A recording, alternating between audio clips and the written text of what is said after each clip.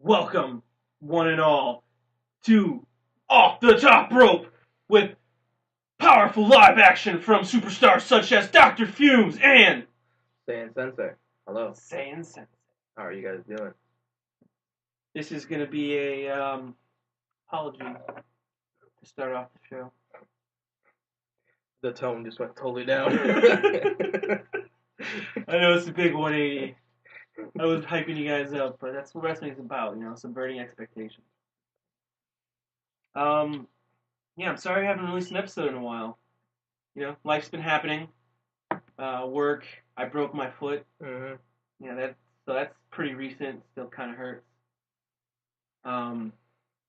But I did record something. I recorded a very long episode that I planned on releasing as episode 4. That goes over the AEW Double or Nothing pay-per-view. Goes over that week's episode of Raw, SmackDown, NXT. And it's long. And it made me realize that I probably need to shorten these out.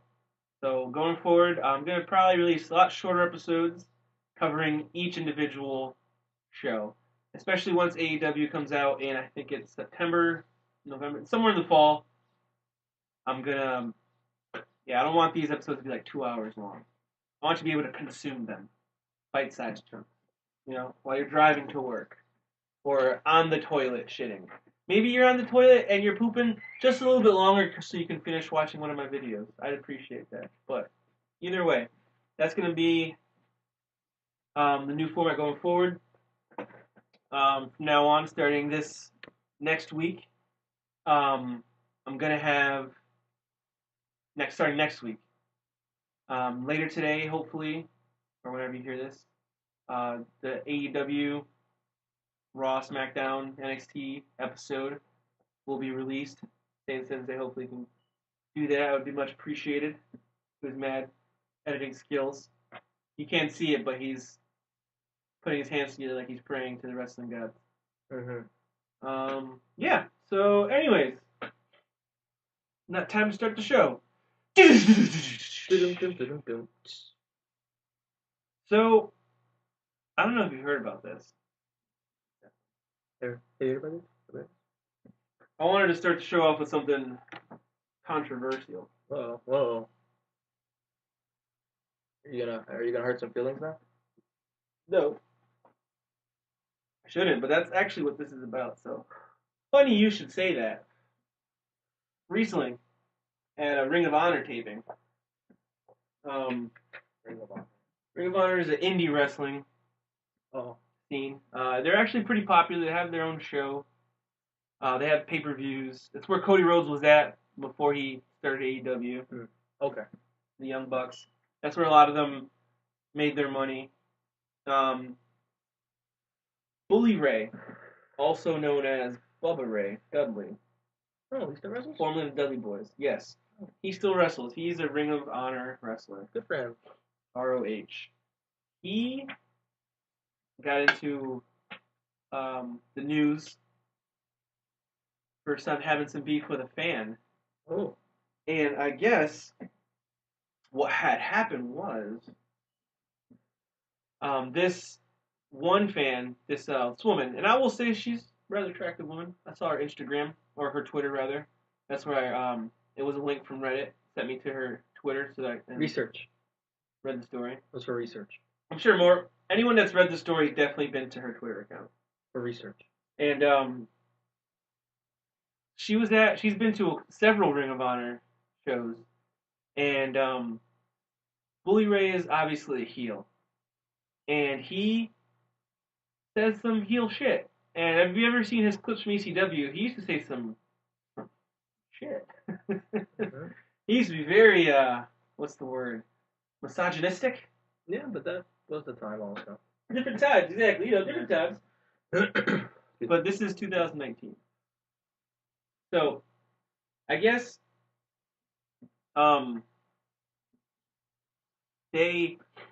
this fan and him, they kept getting into, like, over a few episodes more speed because she would always sit in the same seats. And, like, she was booing him and he said something along the lines of, "You wish you could blow me." Uh-huh. That was one episode, and then another episode she kept booing him some more. I don't remember exactly what it said, but more or less it ended with them taking him or her and her boyfriend or her friend, whoever she was with there, a guy, Uh-huh. backstage so that Bully Ray and his two female wrestlers could intimidate him and try and fight him, like more or less telling him that they can't boo and talk shit to the wrestlers. But what, like, he should be used to that, one. And two, what was she saying that made him even do this? I'm sure, you know. I'm sure she was just like saying like you know, fuck you, you suck. Like you're a terrible wrestler. You guys suck. You guys are bimbos. The two girls you're with. Just It's so weird. some You took it indie so shit. personally, yeah. So weird. You've been to a wrestling show. You've heard the shit people say. Yeah, but You gotta be professional. And he's been wrestling for a long time. A long time. That's why it's weird that he got so. For him to be so offended. Yeah. And just to know like where he comes from, ECW, all the shit that he would do and say on ECW, to get offended, and that was kind of her point. Like, I mean, I understand this is wrestling. He's supposed to be a heel. He talks shit, but if he talks shit, as the fans, we're supposed to be able to respond and talk shit, and they talk shit back. And like, what's up with taking me and my like the person I'm with back and intimidating us? Is he getting sued? I don't know. It literally like happened like yesterday, 2 days ago, I think. So gotta be smart. That's like the big story.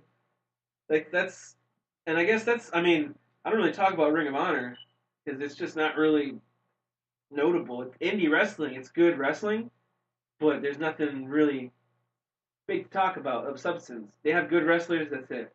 It's just another wrestling promotion. Yeah. You know.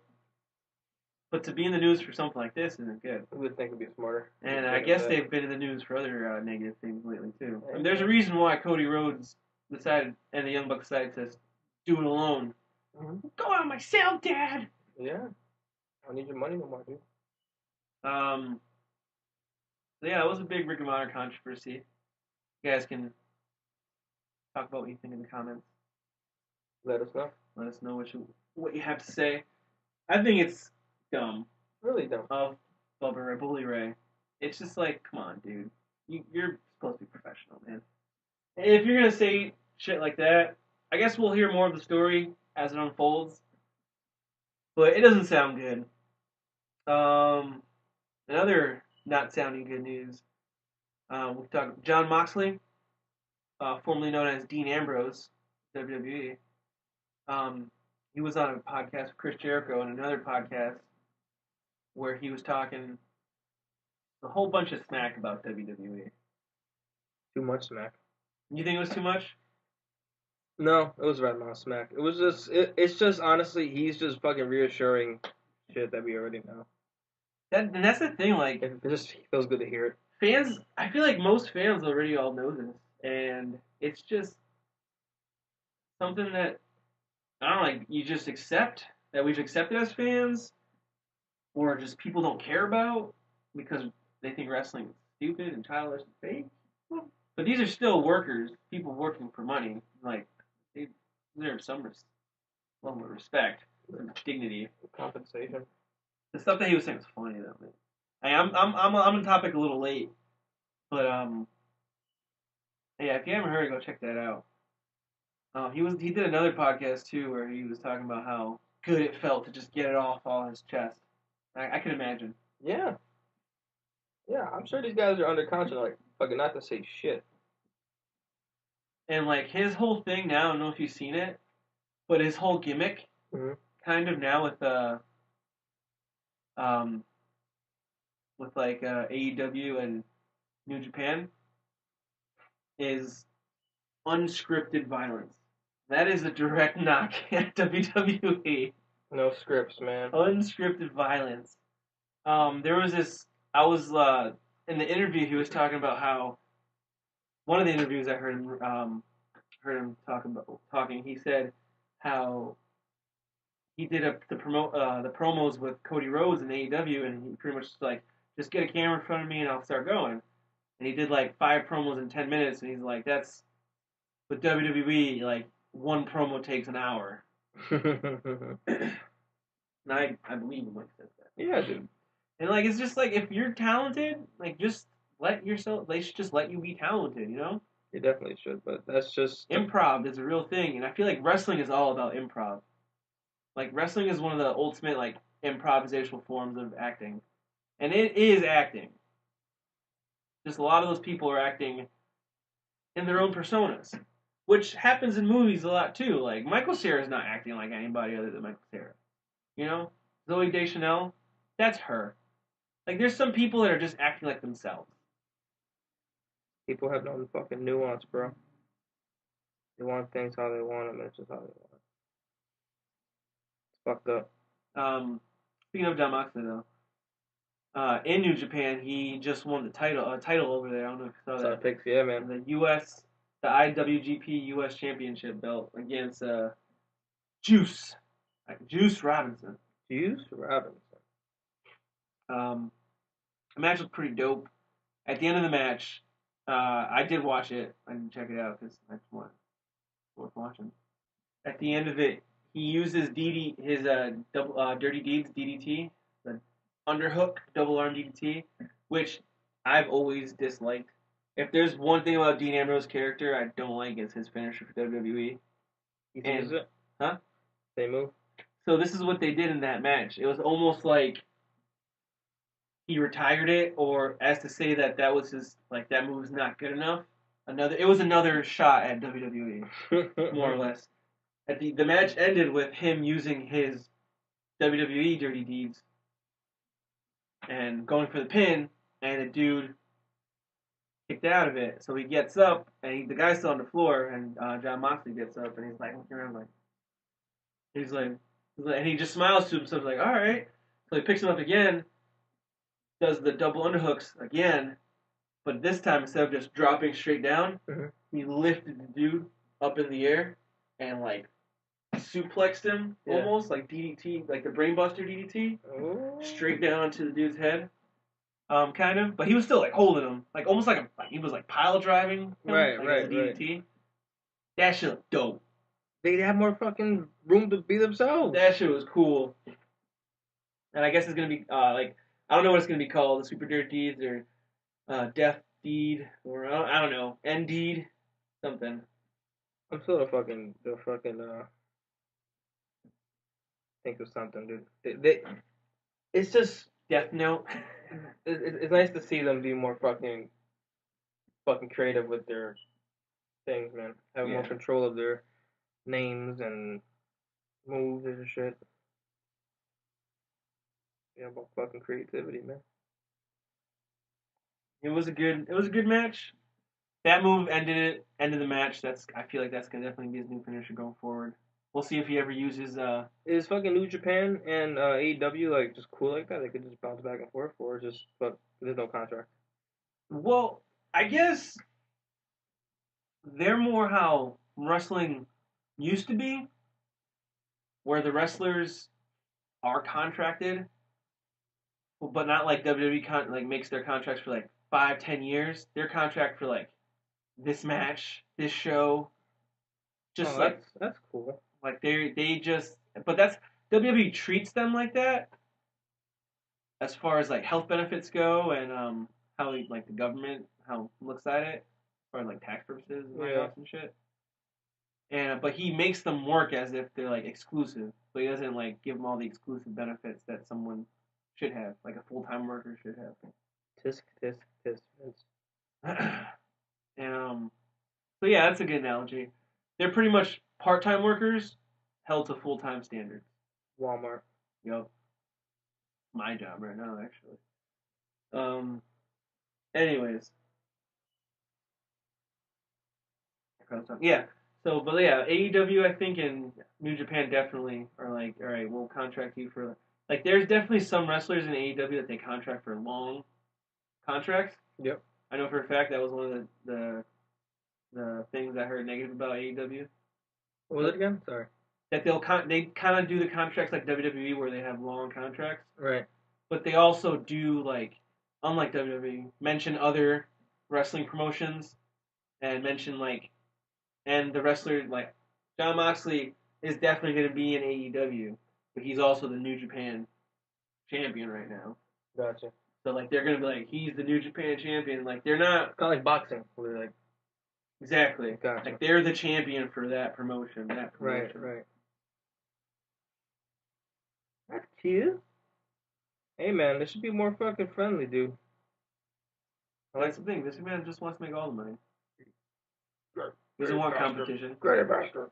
I mean, it's worked for him. Yeah. He made WWE into $1 billion corporation. Like you said, it's 2019, man. Things change, bro. You know, he has an old way of thinking that might fucking bite him in the ass. Yeah. Especially like with the. Well, I'll get to the Super Showdown pay-per-view once I talk about WWE in a little bit, but AEW has, I think, 3 more pay-per-views announced before their TNT show starts. I don't remember. No, I do remember them. It's they have the Fighter Fest. Mm-hmm. Fight for the Fallen, and the third one is going to be All Out. All Out. So the big news with Fighter Fest is that that's going to be. I think I might have talked about this a little bit on my show with you last time, right? Yeah. Fighter Fest is going to be a co-sponsored between AEW and CEO Gaming, which is a fighting game tournament. Like Street Fighter, Mortal Kombat, those types of games. And the guy that runs the CEO Gaming is actually going to be in the Fighter Fest pay-per-view, wrestling against someone. I don't know. I didn't know he was like a wrestler. I know he's big, but that's cool. The Fight for the Fallen is just, I think, a regular pay-per-view. Nothing too special about it, except for the fact that it's going to be in honor of, like, fallen soldiers. Fight for the Fallen, or something like that. Fuck yeah. And then the All Out pay-per-view, the one before the TNT deal starts, this one's going to be held in Chicago. And they already have, like, promotion, like, promo posters for all the pay-per-view so far. And the promotion poster for All Out has 4 stars on it. 4 red stars. And these red stars are very similar to stars that a certain wrestler used to have on all his wrestling gear. And this pay-per-view just so happens to be being held in this wrestler's hometown. Foreshadowing? If you guys haven't followed, that wrestler is CM Punk. Uh-oh. That's right. I'll give you time to cheer. Yeah. Add applause here. Yeah, but CM Punk. That's the big news for that All Out pay-per-view. That's like, I mean, that kind of makes sense for the whole theme of it. We're going all out. This is our last pay-per-view before our show starts. We need to really sell this TV show, show what we're about. We need to make sure there's good storylines to go into this show that people will follow. How do you think that pitch went to CM Punk? Like, hey, you want to go fuck over WWE and Vince McMahon and Triple H? Like, you know what? Maybe that's the deal. Like, the only reason Cody Rhodes smashed Triple H's throne was to show CM Punk that he was loyal to CM Punk and not Triple H. Because CM Punk doesn't just hate WWE and Vince McMahon. CM Punk also hates Triple H. That's funny as shit. There is tons of good videos of Triple H and CM Punk going back and forth on episodes of Raw. Like real ones? Like, well, it's like promotions, but you can tell they're just going off the top. They're not reading anything. They're like really just like talking shit to each other. Feel the heat off the screen, man. Yeah. So, I really hope he comes back, man. Even if he said he hates like WWE made him hate wrestling, but maybe AEW could help him love it again because it'll be more like Heel has more power over his character without the script and some promos and hopefully AEW like doesn't fall into the same trap WWE does, where just like megalomaniac, power hungry, fucking Let's hope not. egomaniac take over the company. But history is known to repeat itself. Yes. I mean, smashing a throne is pretty egomaniacal. Yeah. Was that their first pay-per-view? That was their first canon pay-per-view. That's how you do it, man. Technically, their first pay-per-view was, I thought, All In. Which was, well, Kenny Omega wasn't there. And he says it at the beginning of Double or Nothing. He says, I wasn't here at the first one, you guys. I might as well introduce this show. And it's his weird voice that he has. It just seems like WWE just doesn't understand. Like, they think they just try to make money. They don't understand what they should do. They're just an evil corporation. They're just another Halliburton or Disney, you know? Oh. They're just a big monopoly trying to make money. So like Super Showdown is coming up this Friday. I'm not trying to promote that either, you guys, but if you like wrestling, you probably know that already. Super Showdown's coming up this Friday. And it probably has the most bizarre card in any pay-per-view ever. More than this Friday? More than this Friday. The one in Saudi Arabia. Their third pay-per-view in Saudi Arabia. Disgusting. So they did 2 last year. This is their first one this year. They have a 10-year contract. So they're gonna probably end up doing 20 shows in Saudi Arabia altogether, at least, because as we all know, because they accepted however hundreds of millions of dollars from the Saudi royal family. For real, dude. They are the Saudis' bitches. This McMahon is a Saudi bitch. Look, this dude was like, Daddy, I want the wrestling. When you're older, son. He bought the whole fucking company. Yep. Like, Daddy, Daddy, I want a wrestling company like Vince McMahon. How about I just buy him, son? So like before, I think I mentioned on that other episode.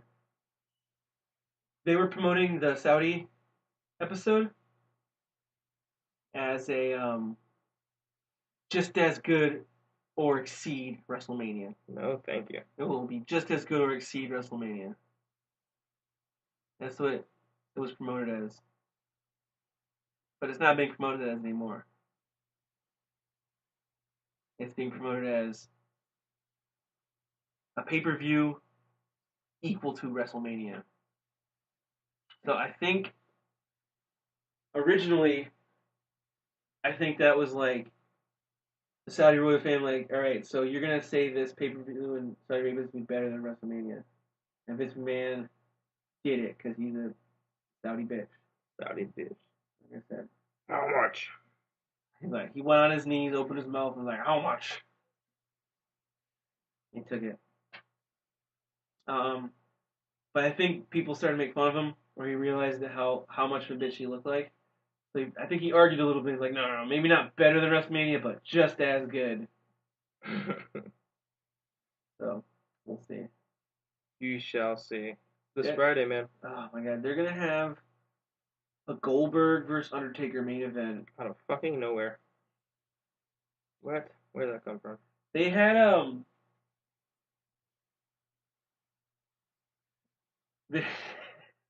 sorry. They on SmackDown.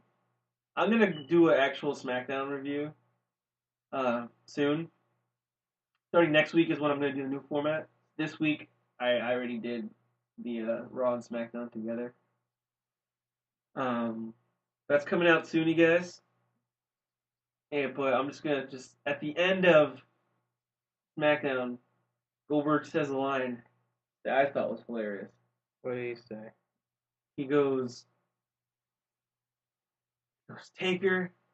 He's like, this Saturday we're meeting at, like Super Showdown. Oh yeah. Like typical promo shit. So Taker, you need to tighten up your jock strap real nice and tight.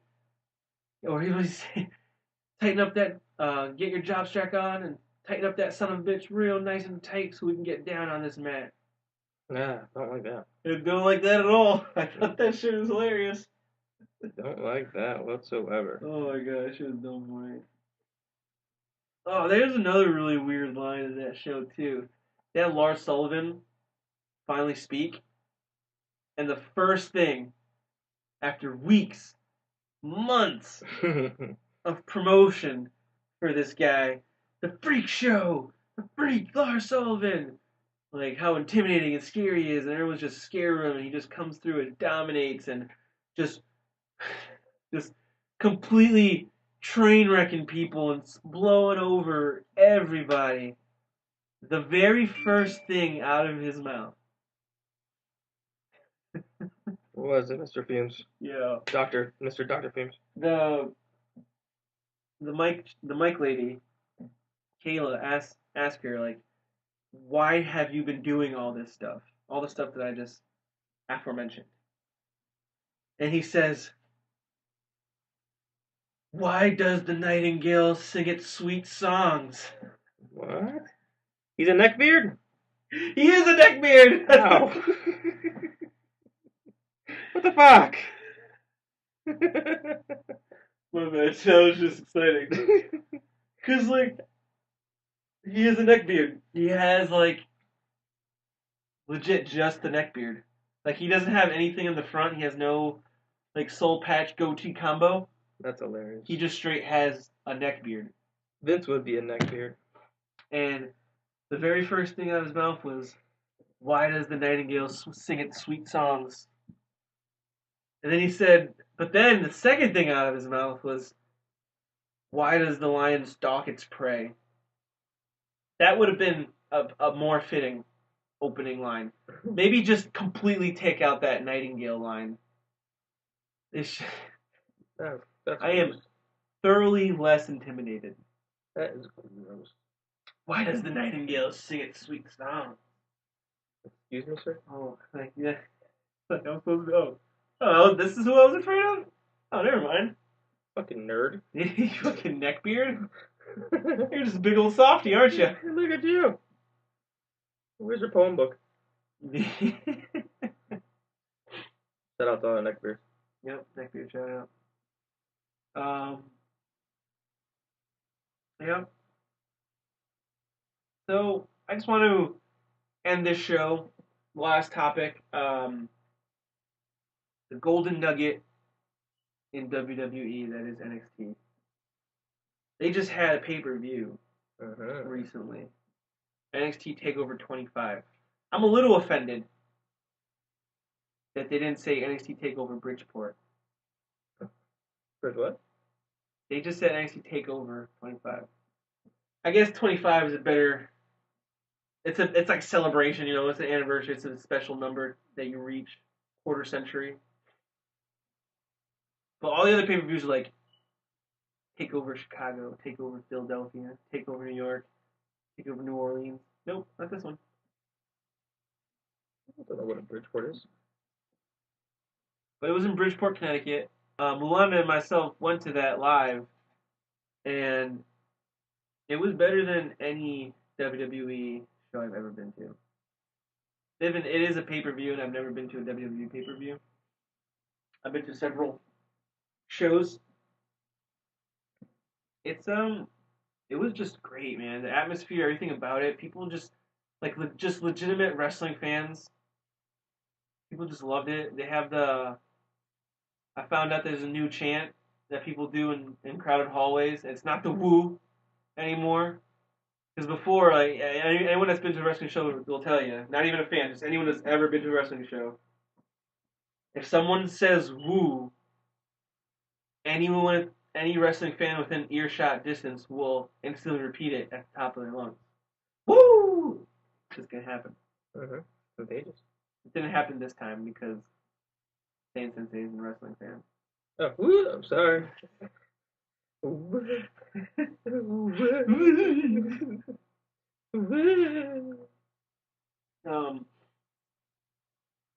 but the new one is the Adam Cole chant, which someone just yells out Adam Cole, and anyone within earshot distance just yells out, "Baby!" at the top of their lungs. Pretty cool. I'm not gonna lie, I definitely joined in. Adam Cole's an AEW wrestler.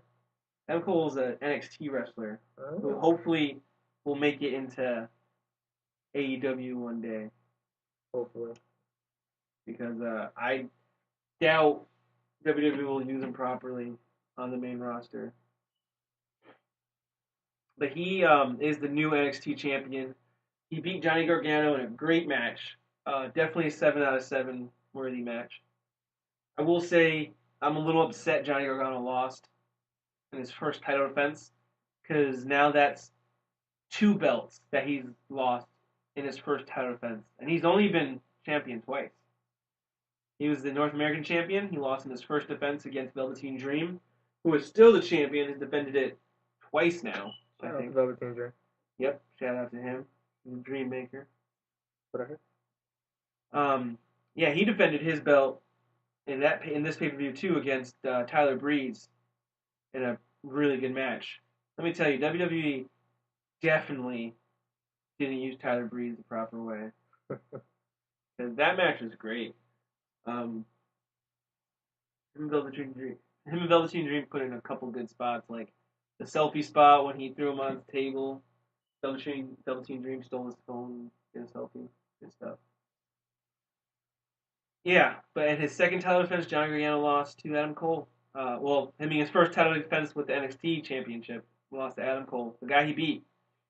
But I mean, I guess it makes sense. Like Adam Cole beat him last time in his first pin attempt. I don't think it's bad. I think it's a good idea because in NXT lately they've been having the Undisputed Era has been showing some cracks. That's right. They've been seeding the cracks of the team, and I feel like they're gonna break them up before they send them to NXT. I think that Triple H wants to complete that story because that is NXT right now. At Undisputed Era, Johnny Gargano, Tommaso Ciampa before he got injured. Those guys are NXT.